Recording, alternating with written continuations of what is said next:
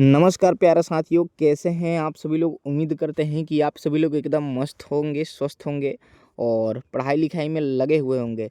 ठीक है, क्योंकि एग्ज़ाम काफ़ी करीब आ चुका है जी। ठीक है, तो चलिए अभी के इस वीडियो में हम आप सभी लोगों के लिए बताने वाले हैं 20 फरवरी के लिए सोशल साइंस यानी कि सामाजिक विज्ञान का वायरल सब्जेक्टिव क्वेश्चन, यानी कि सब्जेक्टिव क्वेश्चन हम आप लोगों के लिए लेकर आ चुके हैं 20 फरवरी के परीक्षा के लिए। ठीक है, तो जितने विद्यार्थी क्लास 10वीं में हैं और इस बार मैट्रिक फाइनल परीक्षा 2025 में देने जा रहे हैं, उन सभी छात्रों के लिए और छात्राओं के लिए जो है ना, ये वीडियो बहुत ही ज़्यादा इम्पोर्टेंट होने वाला है। तो आपसे रिक्वेस्ट करेंगे कि इस वीडियो को शुरू से लेकर अंत तक पूरा ज़रूर देखिएगा। यदि चैनल पर नया है तो चैनल को सभी लोग सब्सक्राइब करके घंटी ज़रूर दबा लीजिए। ठीक है, तो चलिए बिना देरी के वीडियो को स्टार्ट करते हैं। चलिए यहाँ पे 1 नंबर क्वेश्चन है कि जर्मनी के एकीकरण में बिस्मार्क की क्या भूमिका थी। चलिए अच्छी तरीके से हम सभी क्वेश्चन का आंसर यहाँ पे हम लोग देखते हैं। ठीक है, चलिए, और जितना क्वेश्चन है ना सब एकदम मस्ट वीवीआई है, पूरा याद कर लीजिएगा। ठीक है, जर्मनी के एकीकरण में बिस्मार्क की क्या भूमिका थी, तो ये देख लीजिए। जर्मनी के एकीकरण में बिस्मार्क की महत्वपूर्ण भूमिका थी। वह विख्यात राष्ट्रवादी और कूटनीतिज्ञ था। फ्रैंकफर्ट संसद में उसने भाग लिया था। वह रूस और फ्रांस में राजदूत भी रहा था। 1862 में बिस्मार्क प्रूसिया का चांसलर बना। चांसलर के रूप में सर्वप्रथम उसने प्रूसिया की आर्थिक और सैनिक शक्ति सुदृढ़ की।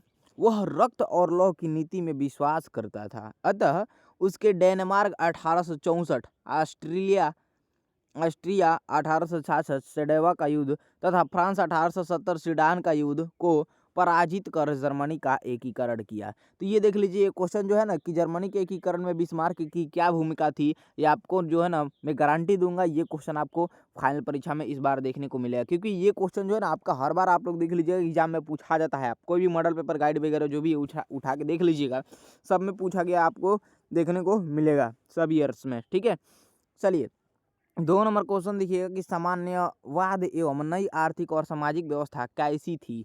तो ये देख लीजिए, उत्तर लिखिएगा। सामान्यवाद में साम्यवाद ने समाजवाद की एक नई व्याख्या प्रस्तुत की। इतिहास की आर्थिक भौतिक विवेचना कर मार्क्स ने बतलाया कि मानव इतिहास उत्पादन के साधनों पर नियंत्रण करने के लिए 2 वर्ग पूंजीपतियों और श्रमिक में संघर्ष की कहानी है। इसमें अंतिम विजय श्रमिकों की होगी। वर्गविहीन समाज की स्थापना होगी तथा सर्वहारा वर्ग की विजय होगी। ठीक है, चलिए जितना क्वेश्चन बता रहा है सब एकदम इंपॉर्टेंट है। एक एक क्वेश्चन एकदम रट जाइए, याद कर जाइए पूरा, क्योंकि एग्जाम बहुत करीब है और हम आप सभी लोग को जो है ना पूरा गैस क्वेश्चन, वायरल क्वेश्चन, सारा चीज़ आपको बता रहे हैं सभी सब्जेक्ट का। तो हमारे चैनल को सब्सक्राइब करके हमारे चैनल से एकदम मन ला के पढ़िए, जुड़ जाइए। ठीक है, ताकि आपको सभी सब्जेक्ट का वायरल ऑब्जेक्टिव सेलेक्टिव जो है देखने को मिले और आसानी तरीके से पढ़ पाएँ, याद कर पाएँ। ठीक है, चलिए 3 नंबर क्वेश्चन कह रहा है रूसी क्रांति के किन्हीं 2 कारणों का वर्णन करें।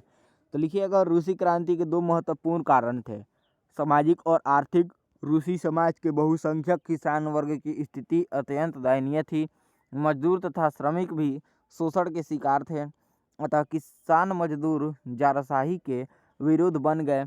रूस की विभिन्न आर्थिक स्थिति भी दुर्लभ थी।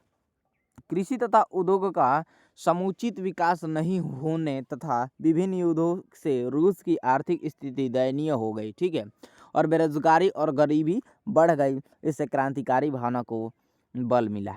ठीक है, तो रूस क्रांति के किन्हीं 2 कारण का वर्णन करें, तो यही 2 कारण आप लोग लिख लीजिएगा। ठीक है, चलिए अगला क्वेश्चन 4 नंबर है, रूस की क्रांति ने पूरे विश्व को कैसे प्रभावित किया। तो उत्तर लिखिएगा कि रूस की क्रांति के विश्वव्यापी प्रभाव पड़े। पहला, सर्वहारा वर्ग के सम्मान में वृद्धि हुई। दूसरा, रूस के समान अनेक देशों में साम्यवादी सरकार की स्थापना हुई। तीसरा, विचारधारा के आधार पर विश्व और यूरोप 2 खेमों में विभक्त हो गया। चौथा, अंतर्राष्ट्रवाद को प्रोत्साहन मिला। पांचवा, शीत युद्ध आरंभ हुआ। ठीक है, चलिए अगला क्वेश्चन है, नेक्स्ट 6 नंबर है, एशिया और अफ्रीका में साम्राज्यवाद का पतन हुआ तथा उपनिवेश मुक्त आंदोलन को बल मिला। ठीक है, इतना आप सभी को लिख देना है, नंबर आसानी तरीके से मिल जाएगा। ठीक है, चलिए, और आप सभी लोग जो है ना पीडीएफ नोट्स के लिए वीडियो के डिस्क्रिप्शन में हमारा व्हाट्सएप ग्रुप का लिंक दिया गया है। लिंक पे क्लिक करके सभी छात्र छात्राएं व्हाट्सएप ग्रुप से जुड़ जाइए।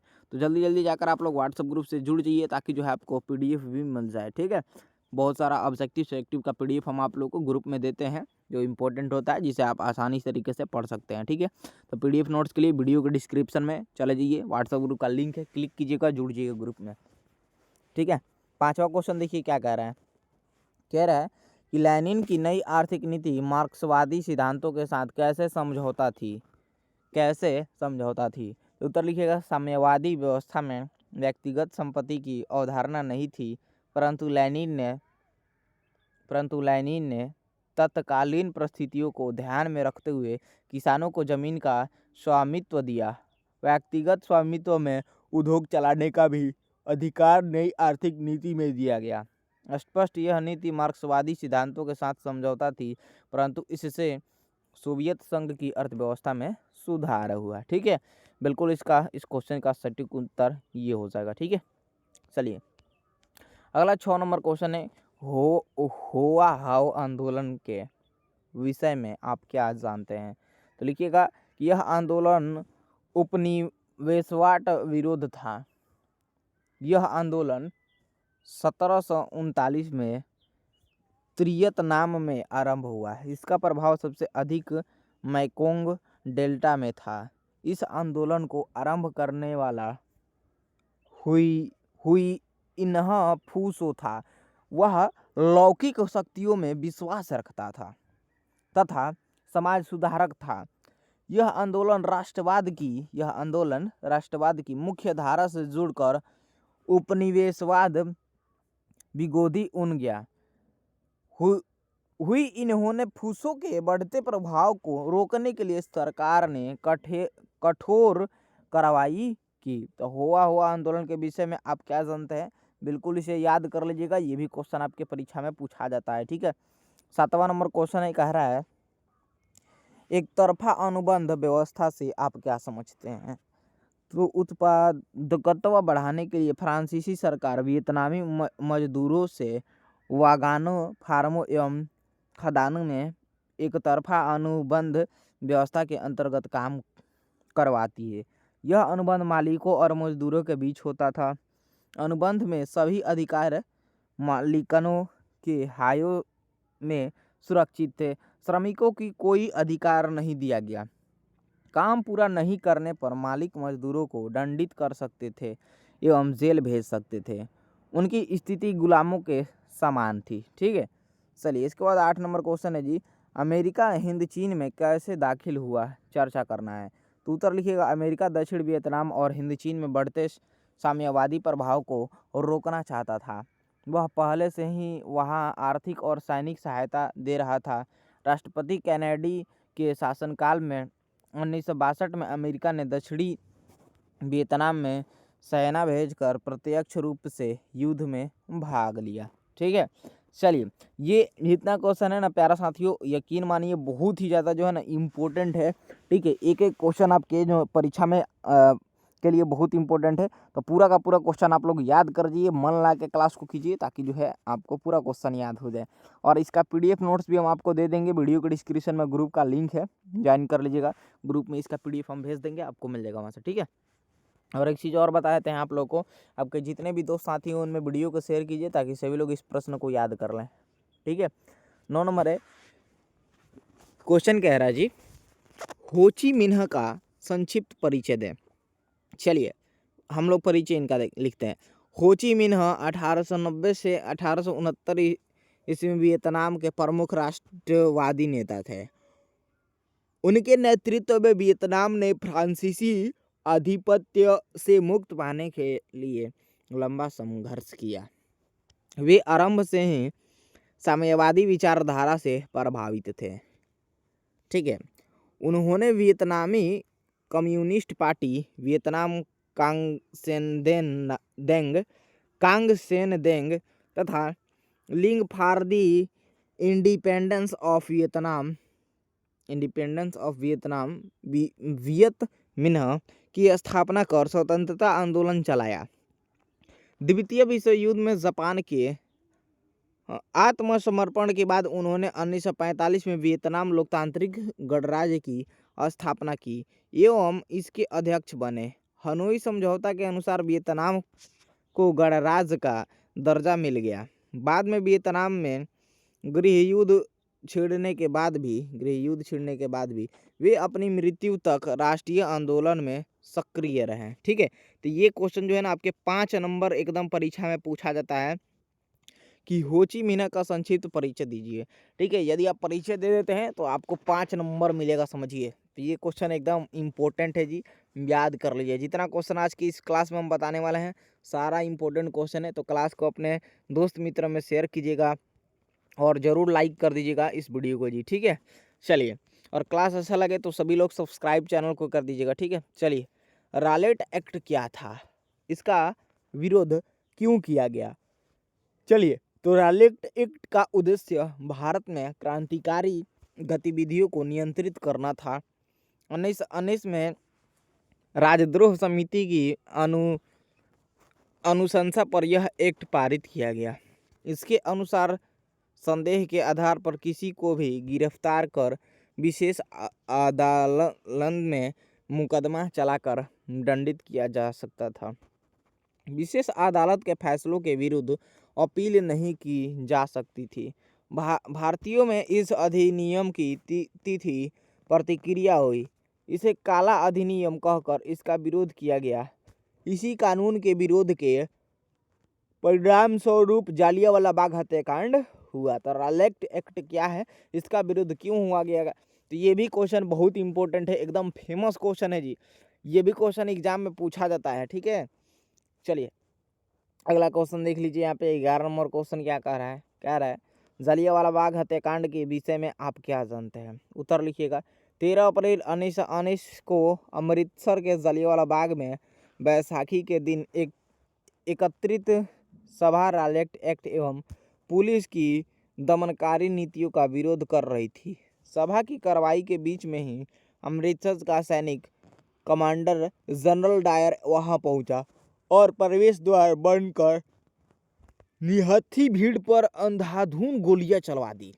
इस हत्याकांड में सैकड़ों लोग मारे गए तथा हजारों लोग जख्मी हुए। ठीक है, तो जालियांवाला बाग हत्याकांड के विषय में आप जो जानते हैं उसे लिख दीजिएगा। ठीक है, चलिए अगला क्वेश्चन यहाँ पे देख लीजिए जी। 12 नंबर है, आंदोलन जन आंदोलन था, कैसे व्याख्या करें? देखिए, गांधी जी के नेतृत्व में चलाया जाने वाला यह प्रथम जन आंदोलन था। इसमें असहयोग और बहिष्कार की नीति प्रमुखता से अपनाई गई। इस आंदोलन का व्यापक जनाधार था। शहरी क्षेत्र में मध्यम वर्ग तथा ग्रामीण क्षेत्र में किसानों और आदिवासियों का इसे व्यापक समर्थन मिला। श्रमिक वर्ग की भी इसमें भागीदारी रही। इस प्रकार का पहला जन आंदोलन बन गया। ठीक है, याद रखिएगा। चलिए जी, नेक्स्ट क्वेश्चन आप सभी के स्क्रीन पे, और ये क्वेश्चन आपका 5 नंबर में एग्जाम में पूछा जाता है। एकदम इसे ध्यानपूर्वक देखेंगे, याद कर लीजिएगा। ठीक है, क्वेश्चन देखिए क्या कह रहा है चौरी चौरा की घटना के विषय में आप क्या जानते हैं? लिखिएगा कि यह स्थान उत्तर प्रदेश के देवरिया जिले में स्थित है। असहयोग आंदोलन के दौरान 5 फरवरी 1922 को पुलिस ने निविसर्ग शस्त्र प्रदर्शनकारियों पर गोली चला दी। इससे प्रदर्शनकारी उग्र हो उठे। पुलिस ने भागकर थाना में शरण ली। भीड़ ने थाना में आग लगा दी। इस घटना में 22 पुलिसकर्मी जिंदा जल मरे। गांधी जी इस घटना से दुखी हो गए।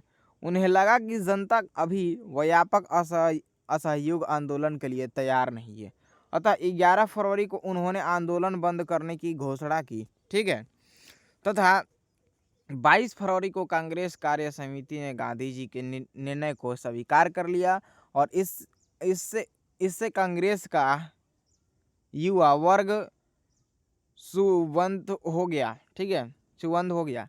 सुभाष चंद्र बोस ने कहा, यह राष्ट्र के दुर्भाग्य के अलावा कुछ नहीं था। मार्च 1922 में गांधी जी को गिरफ्तार कर 6 वर्षों का कारावास दिया गया। ठीक है, तो ये बिल्कुल इम्पोर्टेंट और इम्पोर्टेंट क्वेश्चन है जी। एकदम इस 13 नंबर ये क्वेश्चन जो है ना, एकदम इसको एकदम कैसे भी करके रट जाइएगा, ये क्वेश्चन आएगा, क्योंकि ये बहुत बार एग्जाम में पूछा है और बहुत इंपॉर्टेंट है जी। ठीक है, चलिए 5 नंबर में सीधे पूछता है एग्जाम में। चलिए ये रहा अगला क्वेश्चन, कह रहा है गांधी जी ने नमक कानून क्यों बंद किया, उसका क्या परिणाम हुआ। देखिए सरकार ने नमक के व्यवहार पर कर लगा रखा था। सरकार ने नमक के व्यवहार पर कर लगा रखा था। साथ ही इसके व्यक्तिगत दंड से उत्पादन करने पर भी प्रतिबंध लगा हुआ था। इससे लोगों में व्यापक असंतोष था। गांधी जी नमक कानून को ब्रिटिश शासन का सबसे दमनकारी पहलू मानते थे। इसलिए इस कानून को भंग कर वे समाज के सभी वर्षों को एकजुट करना चाहते थे। अतः नमक कानून भंग कर उन्होंने सविनय अवज्ञा आंदोलन 1930 आरंभ कर दिया। ठीक है, चलिए अगला क्वेश्चन 15 नंबर है, रांधी इरविन समझौता दिल्ली फैक्ट के विश्व में आप क्या जानते हैं। तो देखिए सविनय अवज्ञा आंदोलन के दौरान न वायसराय इरविन ने गांधी जी से समझौता वार्ता आरंभ की। फलतः 5 मार्च 1931 को गांधी जी इरविन समझौता दिल्ली पैक्ट हुआ। ठीक है, और सरकार ने दमन चक बंद करने तथा राजनीतिक बंदियों को छोड़ने का